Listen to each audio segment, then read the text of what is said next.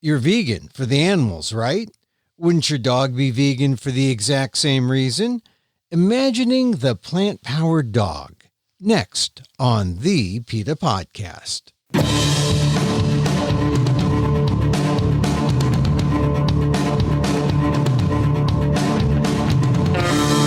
Welcome to the PETA Podcast. I'm Emil Guillermo, your host for this behind-the-scenes look at PETA, the largest animal rights organization in the world. On today's episode, you're a vegan. Shouldn't your dog be? Of course, but too often it's too easy to grab a bag of commercial dog food under the belief that your dog is satisfied being kibbled to death. The truth is your dog's health can improve by going vegan, not to mention the estimated 10,000 animals that could be saved when a dog becomes plant-based. Diana Laverdure-Dunetz is a dog nutritionist, and her website, Plant Based Dog, provides free information on helping to transition your dog to a vegan diet. Will your dog like it? Apparently, Diana says the biggest hurdle she faces is that most people aren't well educated about dog nutrition. So here's a quiz. Is your dog a carnivore? True or false? I'll give you a few seconds. The answer is false. Well, cats are carnivores, we know that.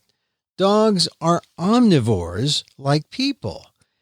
Veganism could vastly improve your dog's health and general state of well-being, just like veganism improves the status of health of humans. Here's my conversation with Diana Laverdure-Dunetz of PlantPoweredDog.com. on the PETA Podcast. You have a nice looking website. Plant Powered Dog is a really nice looking website. So which I'm redoing at the moment. You're redoing it. Oh.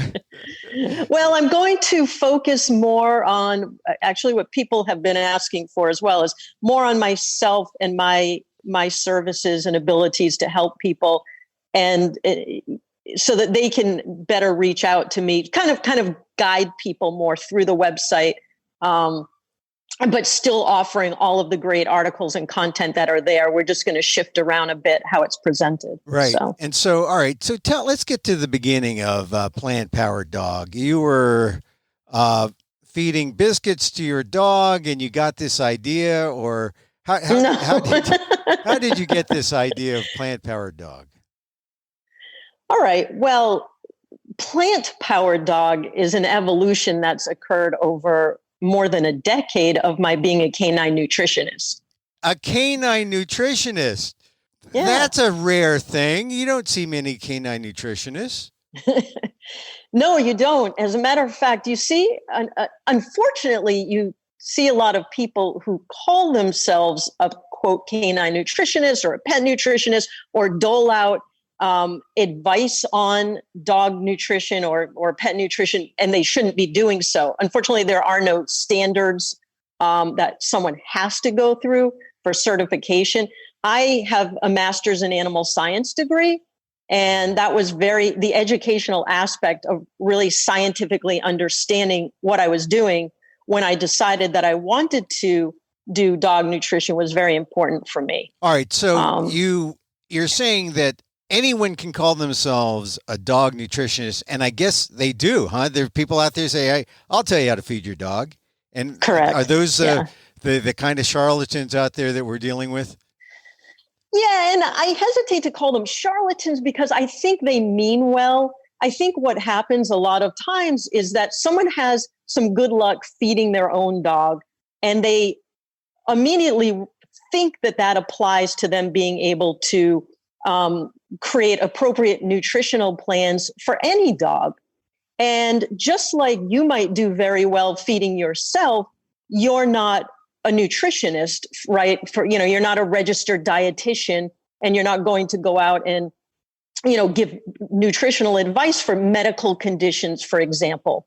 By the time people often come to me for what I do, to backtrack a little bit, is I create custom formulations with fresh food. So these are these are formulations that are not based on commercial dog food. They're based on something that you or I could eat. It's fresh food recipes, but they're balanced, complete and balanced for dogs. All right. So you are trained as a nutritionist or as in veterinary science?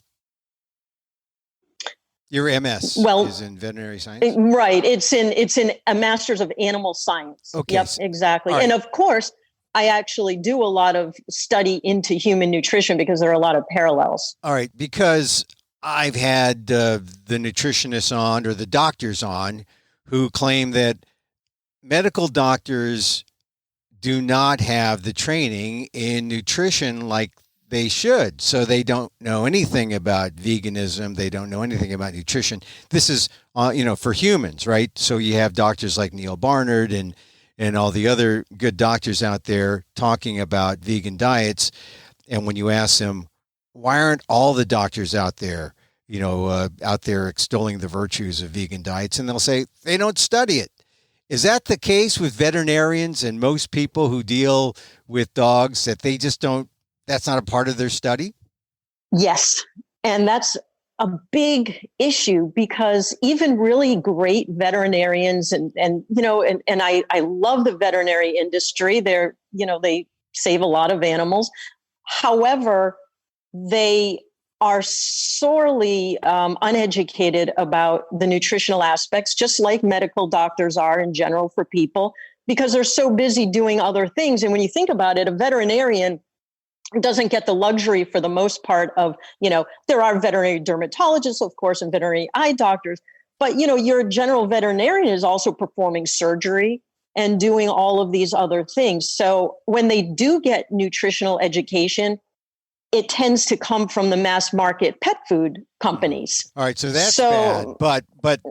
But when they get questions from the public and they get some education or they have no education, not even from the pet food companies, how much value can we put on what they say to a client who says, is there something we could do for our dog in terms of nutrition? Do they know very much at all? Well, you can't make a blanket statement because some concentrate on that, and I applaud them. For the most part, I want to tread lightly here because I do love veterinarians, but they are, you say, or no education. Well, it's going to be difficult to walk into any veterinary clinic and not see a couple of the major mass market prescription dog food brands on their shelves. So they pretty much are started with that educational process by these companies when they're in veterinary school. Yeah. Okay. So when they go to get, recertifications and yearly conferences, these are the companies that are giving them the nutritional talk. So they're coming from these pet food companies. So they are having this ingrained in them. And for the most part, they are sorely lacking in understanding of vegan diets for dogs. There's a real educational gap there that we have to close. So clients, patients, you bring your dog to a vet, you have to take it all with a grain of salt, what they say, unless they're educated. And I suppose that's the niche that you filled when you started writing about plant-based dog. When did you get the idea for the website? Because it's filled with information, but when did the germ of the idea come at the light bulb? When did it go off? Yeah, sure. Thank you for asking that, because I'll tell you, it's the most pivotal moment of my life. If I could take about a minute, I'm going to just tell you why I got, no one grows up and says they want to be a canine nutritionist, right? Well, I don't know. There might be some people out there who says, I want to feed my dog well. Yeah, well, right. But do you want to feed other dogs well? Sure. So what happened was just kind of what I was saying about other people. I adopted a dog, my soul dog, Chase, and everyone who knows about me to any level has heard Chase's story. I adopted him back in January of 2002. And there really wasn't a lot of information at all about dog nutrition out there. There were a couple of people, and he came from a shelter and he was not doing well. And I decided, I was evolving my own diet to be healthier. And I decided to do the same with him because the veterinarian, the solutions were only a treadmill of antibiotics and steroids for his problems. So I decided to change and cook him fresh food. Now, it was not vegan back in 2002. I'm going to be honest and tell you how this evolved. Right. So he started to do great. I did a lot of missteps, but he started to, like, his colitis cleared up and his skin conditions cleared up. So like a lot of these other people I was telling you about, I thought, oh, great, this is working. And at the same time, I'm a writer, and I began writing for dog magazines. And I would write a lot of different health articles on dogs. So I thought, I do want to do this for other dogs. I saw the metamorphosis in my own dog, but I didn't want to be one of these people who didn't know what I was doing. So I went back to school, and I spent 3.5 years getting a master's in animal science. I went back to school in like 2011, I think, or graduated in I forget, something like that, and studied animal science. After that, I opened up a practice, if you will. It's a global practice from home where, I do it over the phone and on the computer and email, and work with people all over the world, and have gotten so much experience and in the years since. And now I create. So what happened was, for most of this time, I was vegetarian. But I was still buying into the myth that dogs need to eat animal products to thrive. Okay, just like veterinarians are now mostly buying into that myth, I was buying into that myth as a vegetarian. Then back in 2017, I became vegan, and I couldn't do this anymore. I was creating, if you think people eat a lot of meat, a dog eats so much more meat per pound of their body weight, because a 70-pound dog might be eating 2 pounds of meat a day. So wait, you're saying that that's in excess of what the dog needs? No, I'm not saying it's in excess. I'm saying, though, because say there's a human omnivore, right? And maybe 2 days a week they eat salads, or they eat this, or they eat that. And they're not eating every day necessarily. Some people are, but they're not necessarily eating, meat, morning, noon, and night, like a dog is, so if it's on a meat-based diet. So I couldn't do this anymore. As a vegan, for me, vegetarianism was a kind of a way of eating. Veganism is a lifestyle where it is purely based on ethical concerns. And I felt like a hypocrite. I was being a hypocrite, but I didn't know what else to do. And I thought, okay, now comes the pivotal moment in my life where I have to make a decision. What's more important to me? Is it more important to be in this business, or is it more important never to harm an animal? And I couldn't harm an animal anymore, even if it meant to feed a dog. But I didn't want to harm a dog either. So I thought, well, maybe I should just quit.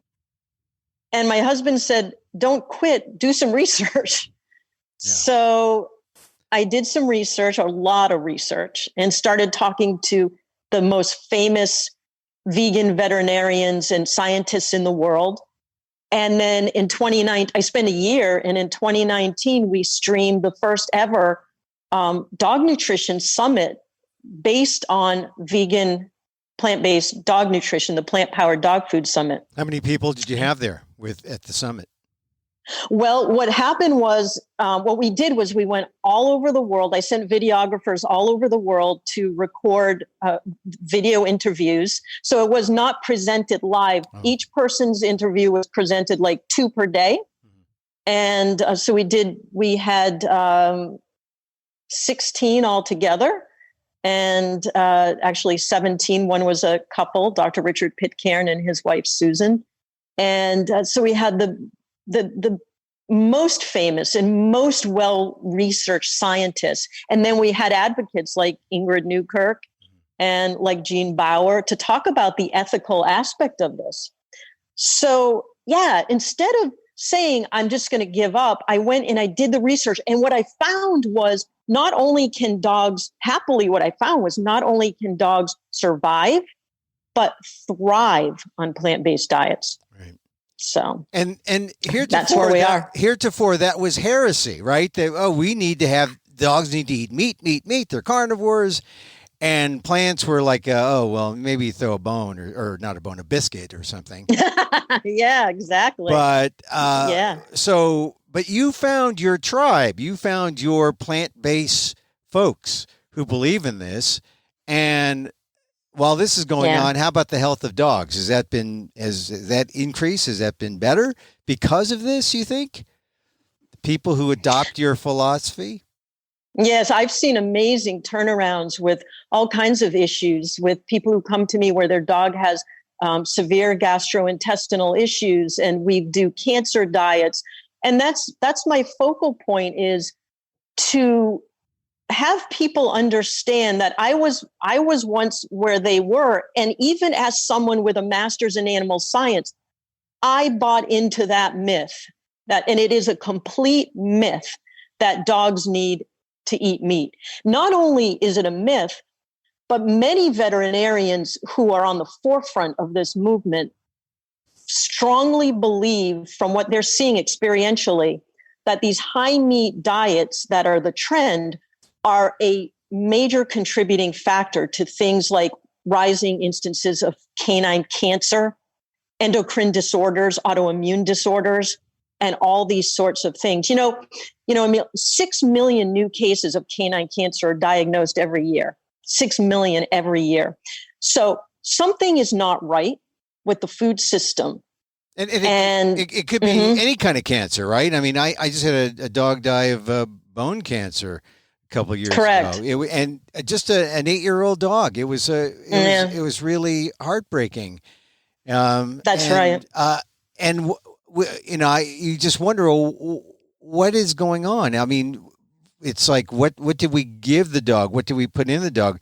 We weren't consistently vegan back then, but since the death of that dog, we have been more vegan. There's vegan brands that are available, but this thing about your plant-powered dog website has all this good information for people, and you mentioned this one ailment, DCM, and there's an article now on your website that talks about DCM stands for dilated cardiomyopathy.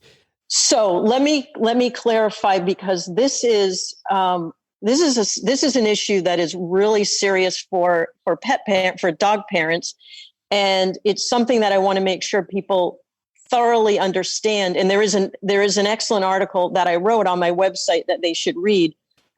Basically, for the last couple of years, the FDA has been scaring the wits out of people, associating certain types of diets with this type of heart disease called dilated cardiomyopathy. This comes from people bringing in their dogs who have had dilated cardiomyopathy, and the veterinarians reporting these instances to the FDA making linkages between the diets the dogs are eating and this disease. Now, there is so much wrong with what the FDA has done that it would take us 10 podcasts to discuss it. But suffice it to say that, thankfully, recently a 14-page review article was published, which showed that the conclusions of the FDA are not based on sound investigative science. Okay. For example, there are breeds of dogs that are highly prone to this disease. Okay. But if this dog got this disease, say your dog was one that was prone and got this heart disease and was eating, as you mentioned, a grain-free diet, they would go and blame the grain-free diet, not the predisposition. So what we have to make dog guardians understand is the FDA was not scientifically correct in making these linkages between certain types of diets and heart disease, this type of heart disease in dogs. So people need to read my article on plantpowereddog.com and do some of their own research. All right. So a grain-free diet isn't necessarily a bad diet. No, not at all. No, but neither is a grain, neither is a diet with grains. It depends on the dog. Some people don't like to give their dogs things like white rice because it's refined. It's a refined grain like white flour is. But there are some dogs whose digestive systems do really, really well with white rice. So, but no, you're absolutely correct that, again, the FDA was making these statements with a lack of sound scientific background to what they were saying. So anecdotal, and here's what people are saying. So they're trying to make a linkage, and Correct. they take too far a reach to get to a conclusion. But now, how Correct. about your studies that show that maybe, are there any studies that say that a dog on a meat eating diet is bad? What are the studies that say that, or that maybe an exclusively meat eating diet is bad? What are the studies that back up what you say or your claims about what could be a better diet for dogs? Well, I wish that there were things that were that cut and dry. And part of what occurs is when you talk about studies, you need money to do studies. Right. And only the dog food companies have the money, right? Right. And the mass market dog food companies have the money. So that is one of the things that some of these plant-based companies are now going to start to do is more studies on the long-term effects. Okay. So, and people do like to see studies. But I will tell you that if we do sort of, I guess, parallel our canine friends with our own lifestyles, and of course, there are many, many human studies that show that a vegan diet or mostly vegan diet, there's the blue zone diets, the Mediterranean diets, how those are the most long-lived people. And dogs have evolved. Here's the deal. You talked about dogs, carnivores. If I had a nickel for every time I had to tell someone a dog is not a carnivore, okay? A cat is a carnivore. A dog is an omnivore. And they have evolved genomically, meaning our genes, along with people for tens of thousands of years, right? So we can very easily make the parallel that genomically dogs and people do well on similar types of diets. So as an omnivore, you're saying that the dog needs a little more variety, not all exclusively meat. And there are some indications that an all meat diet could lead to the cancers that you mentioned before. Yes, there's something in what happens the higher up the food chain you eat. It's called bioaccumulation of toxins. Now, as you know, we live in a toxic world, right? There's nothing we can really do to 100% eliminate toxins from our lives. Because even if you eat very low on the food chain, you eat plant-based foods, a lot of times, even organic foods that they might, the rains down on it or there's wind drift or what have you. But once something eats that plant and then something else eats that and something else, the higher up the food chain you go, the more these toxins accumulate in the fat and tissue of animals. And when someone eats that animal, they are eating those toxins. So the lower down the food chain you eat, the fewer toxins you're taking into your body. And this goes for a dog or a person. That's why it's very, very important. There's a trend these days to feed a high meat diet to dogs with cancer, which unfortunately, what it's doing is putting more toxins into the dog's body. And for the person out there who's saying, but I feed pasture-fed beef, well, I'll tell you right now that they can still spray those pastures. Yeah. And so that's a problem. So what is healthier? I mean, we were talking about the FDA and the DCM sort of putting some shade on the, the grain, or the grain diets, or the grain-free diet. Grain-free, Grain-free. So are you saying that if we want to eat lower, if what's good for us is good for our dogs, is that essentially what you're saying? So that if we're eating low on the food chain, beans and rice, greens, we could do the same thing for our dogs? With a caveat, dogs have different nutritional needs than we do. So I do want to make something very clear that when we're feeding our dogs a diet, and that would be regardless of the type of diet the person's feeding, whether they fed a meat-based or plant-based diet, we do need to supplement any home-cooked diet we're giving a dog. Any home-cooked diet needs supplementation. With what's the key supplement? Because they say humans need vitamin D if they don't get out in the sun as much, or well, C. if you don't supplement, you're going to be deficient in multiple vitamins and minerals, in calcium, in vitamin D, in selenium. And if you want, I'll give you the name of a company that I have no financial affiliation with that produces a supplement specifically to balance homemade vegan diets. And it's the best that I've seen. It's called Compassion Circle, compassioncircle.com, and they make Vegadog. And so you can really just simply add this, but you have to understand, I want to be clear, people need to understand if you are feeding your dog a homemade diet, you want to do some education for yourself on this topic. You do want to be sure that your dog is getting a balanced diet. And that would be true regardless of whether you were feeding a meat-based or plant-based diet. If you're cooking for your dog, you can't just feed your dog sweet potatoes or rice and beans, like you said, that you have to have a variety of nutrients, a variety of foods, providing enough protein, fat, carbohydrates, essential fatty acids. So I don't want to minimize the importance of understanding, but if you're not confident, you can buy a high quality commercial food and you can mix it also and do part of one and part of the other.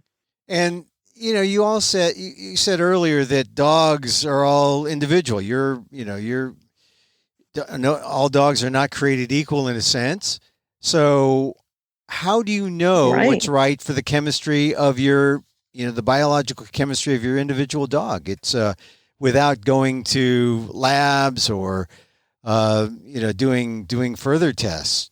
And is that worth it? Because a lot of people would say, okay, look, I'm with you to here, Diana, but pass the Alpo. Although probably you would look at Alpo and say that's the worst thing you could feed to your dog. Well, I'm not going to, I guess diss any particular brand, but I think feeding a meat-based diet is problematic in general, whether it would be Alpo or whether it would be these trendy raw meat diets that people feed, because they tend to have far too much fat. Dogs are prone to pancreatitis. So, we have what I would say to that person who says, I'm with you to this point, is one of two things. I would say there are some wonderful books out there that give you complete and balanced recipes for plant-based diets. Dr. Richard Pitcairn's book is one of them, and it uses the Vegadog to balance the recipes. So you can simply use the book. You can come to me, and I will formulate a complete and balanced recipe for your dog. If your dog has a health condition, I recommend coming to someone like myself. I'm the only one I know that does strictly vegan diets for dogs. So I will make sure your dog is getting everything he or she needs. Or you could purchase a commercial product if that's okay. Yeah. So there are options that you can do. Just be sure that you are providing your dog with the nutrients that he or she needs. I mean, I just want to be clear that not necessarily an endorsement, but you are a person who provides this service. Very few people are out there. People might be listening and say, okay, look, I'm not quite at that point where I'm going to diss all the commercial, pet food companies. But what you're saying is that the foods out there available, just like everything else on the shelf for humans, I mean, it runs the gamut. There's some things that are going to be very good and some things that are going to be very bad. And the bad isn't going to be clearly labeled. This is not the one you should feed your dog. This is bad dog food. So, right. Well, you have to, people have to take accountability, and they do have to do some research. It's the same thing when you feed yourself or you feed your child or you feed anybody that you love, right? You have to be a label reader. You have to do some research. I would hope when people go into the store and purchase foods for themselves that they read labels. You can call the various pet food companies. Okay, so I'm at the store. I am looking at the labels. What's the number one thing you should avoid in a packaged dog food? Or one or two things? That are warning So are we signs. talking about plant-based dog food? No, I'm talking about any dog food, because a lot of people may not be at the point where they're, well, sure, my dog should be vegan. I'm vegan, my dog should be vegan. But just let's talk about just any dog food. Sure. What are the two things that are red flags in your mind on the labels? Yeah, things like byproducts, okay, which are what they're called rendered animal parts and things like that, right? So if byproduct meals, they can come from very questionable sources. And especially if it doesn't tell you the animal that it's from, this is very problematic. So you want to run away from byproducts and byproduct meals. Also, any artificial flavors, colors, things like that. Anything that you can't tell what it is. I try to tell people that they should be able to understand the ingredients in the food, just like when they purchase their own food. If it sounds like it comes from a laboratory, that's a problem. Yes, all commercial foods have vitamins and minerals mixed in, and some of those have long names, but the foods themselves should not. And never purchase anything that just says animal, like animal meal or meat meal. You don't know where that comes from. So it could unfortunately be from a diseased or a dying or very questionable source. Yes. All right. So that's what you look for when we speak of packaged foods. How about canned foods? Are canned dog foods good, or should we just eliminate them from our choices? No, not at all. I mean, canned dog foods can be excellent. They're higher hydration. They don't go through the extrusion process. And again, it does depend on the individual dog. I don't recommend that anybody just feed their dog a kibble product that dog's whole life, a dry food. It's not a natural form of food. So my goal with people, regardless of what type of food, whether it is containing of meat or not, is to integrate fresh food into that dog's diet. So even if you feed a commercial food, top that food with some fresh fruit, dog-friendly fruit or vegetables. Put some blueberries in with the food. Put some fresh spinach or kale in with the food. Wait a minute. Dogs will eat kale? There's some humans who won't even eat kale. Yeah, I put kale in most every one of my formulations. Great things that are, anti-cancer, like broccoli, sweet potato. So even if you buy a commercial food, you can mix fresh food in with that, right? You just want to not make it too high a proportion of the food. Maybe 20% put fresh food in. That's dog friendly, of course. So you don't want to give your dogs toxic things. Yeah, so the vegan table scraps could be a good idea. Well, yeah, if they're dog friendly, we don't want to give we don't want to give our dogs onions and things like that. All right, now I'm glad you mentioned the onions, because that wouldn't be a scrap. That would be something we would totally consume and eat at the human table. But you do have an article talking about the dog friendly fruits and vegetables, and I don't know. Maybe I'm not. I know I'm not the only one who's thrown a grape at my dog, and the dog doesn't eat the grape. I don't know exactly why, but dogs don't eat grapes. But now you mentioned blueberries, I guess, because sadly, some will, and that's you don't want. Maybe your dog doesn't eat a grape. Some will, and that is very toxic. Yeah. Yeah. All right. So let's talk about the fruits and vegetables that are dog friendly, because you have an article on your website on that currently. What are they? Oh, well, it's easier to talk about what isn't dog friendly, because most things are. Yeah. We want to avoid things like onions, like anything in that family. You don't want to give your dog leeks, onions, scallions, things like that. You want to avoid chocolate. You want to avoid grapes and raisins. You want to avoid raisins too, huh? I mean the dry. Well, it's a dried grape, right? Raisin. Isn't Yeah, it? yeah, that's true. And chocolate. Chocolate is verboten. Everyone knows that, right? Well, not everybody, but yeah, and macadamia nuts are also toxic. Nutmeg. Macadamia nuts. That's why the Hawaiian dogs have been, that's how they keep the Hawaiian dog populations down. So there are a lot of good places where you can find a list of toxic food for dogs. But other than that, there are wonderful dog-friendly fruits like berries. They will eat berries. Blueberries. Dogs will eat berries. Yeah. I mean, they're blueberries, raspberries.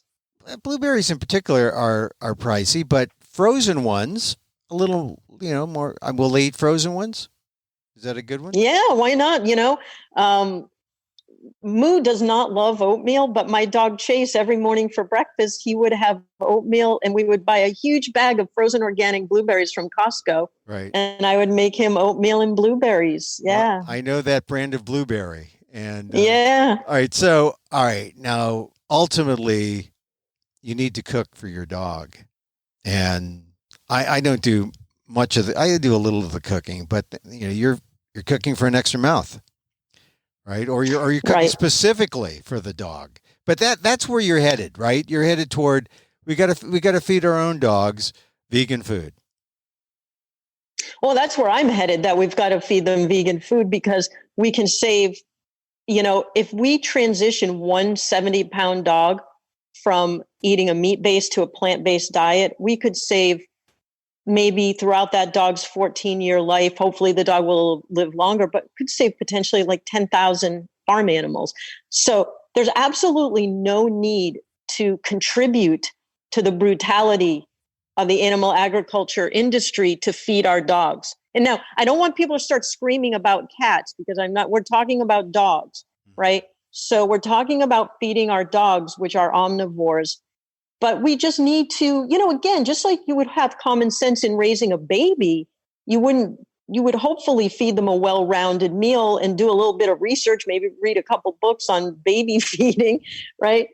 Do the same for your dog. I'm not saying you have to feed them a home-cooked meal. I'm saying that you can feed them a high-quality commercial diet. You can do a combination of the two. You can, if you're confident, you can, cook for them. You can follow a recipe. You can come to me. But for heaven's sake, if you care about all animals, consider feeding them a plant-based diet. Diana, we went plant-based, when more commercial foods were available. But a friend of mine asked me on a podcast, is your dog vegan? It didn't dawn on me. I mean, I didn't really think about it. And then when I did, what you said is true. If it's another mouth that is vegan, there are that many more animals who are saved. That many more. A veterinarian who was in my plant-powered dog food summit said something to me that just, made such a huge impression. This was somebody who was on the forefront 30 years ago of pushing feeding raw meat diets. And after these decades and seeing all the cancer and becoming vegan herself, she's now a veterinarian on the forefront of feeding plant-based diets. And she said, people will bring their dog or their cat, but we'll say their dog, into her practice and pay her all sorts of money, and she'll do surgery for hours to save this one dog. If she transitions one dog to a plant-based diet in her practice, she has saved tens of thousands of animals. She said, I can't think of a better way to save animals as a veterinarian than to make dogs, help them to transition to plant-based. Hence another telling article on Plant-Powered Dog on why aren't veterinarians vegan? It's unbelievable. It's absolutely the most, I think, abhorrent example of speciesism that within the animal kingdom, they are exercising speciesism, that a dog is worthy of saving but a pig or a cow or a chicken is okay for them to go home and eat. And I don't say they, meaning all of them, because again, there are many vegan veterinarians, but I also have many clients who come to me whose veterinarians have told them they're killing their dog if they feed them a plant-based diet. So we have a lot of education to do to the veterinary community. Yeah. How you can be a veterinarian and go home and eat an animal or sell a meat-based pet food is beyond my brain's power to comprehend. Well, look, I know some doctors who are overweight and smoke. So, you tell me who has who has the claim to the highest form of hypocrisy. So, look, Diana, I appreciate you coming on. You've opened my eyes to vegan dog food, and hopefully our listeners as well. It's something that, people don't usually think about, and unless they are, working in the movement, or they know their veganism has been good for them, hence perhaps good for the dog, good for the world, good for, the rest of humanity. But I appreciate you coming on the PETA podcast. And, I just want to say to all the vegans out there who are listening, we assume that it's only non-vegans that might be resistant to feeding our dogs a vegan diet. But there are many vegans who are also resistant to this because they also feel that they believe that their dog is a carnivore. And I encourage you to please read the information on my website and in other books. Read Dr. Richard Pitcairn's book, and please consider that dogs are omnivores, not carnivores. And we're omnivores, right? And we're omnivores, and as are they. And your dog can thrive on a plant-based diet, and so please consider that.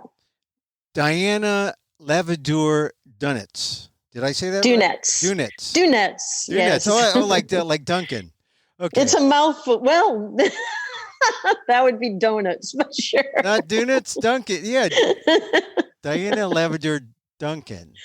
Dunetz. Oh, Dunetz. Okay. Well, you're from Boston, not from Springfield, but that's no, the other way. I'm from the South Shore. South Shore. Cape Cod. Scituate. I'm from Scituate.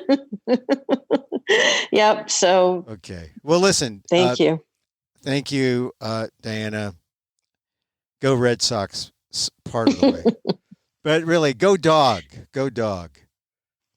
Go dog. Yeah. Go vegan. Go vegan dog. And really good luck with the website. Hopefully we'll come back on again and talk more about stuff because, it's important. Add another mouth, save more animals, add another vegan mouth in your household. People don't think about it, and you save a lot of animal lives. Yes. And you're not sacrificing your dog's health.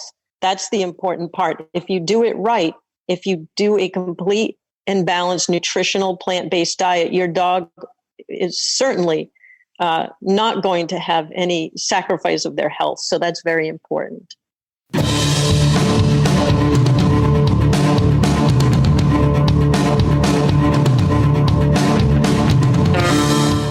Diana Laverdure-Dunetz of plantpowereddog.com.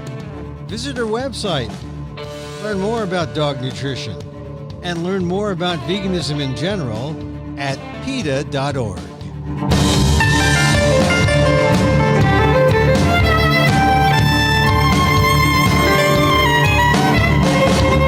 And that's our show this time out. Contact us at PETA.org.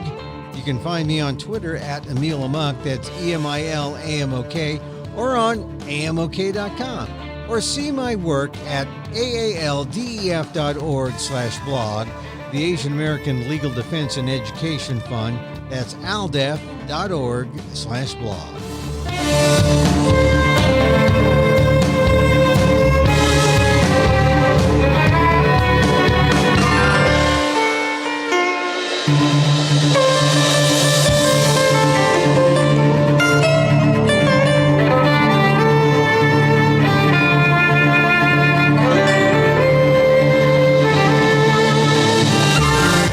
Once again, thank you for listening. Check out all our episodes on Apple Podcasts where you can rate and review the show. It helps get the word out about the issues you care about. And don't forget, you can help the animals and PETA, especially if you have Amazon's Alexa. Just say, Alexa, donate to PETA.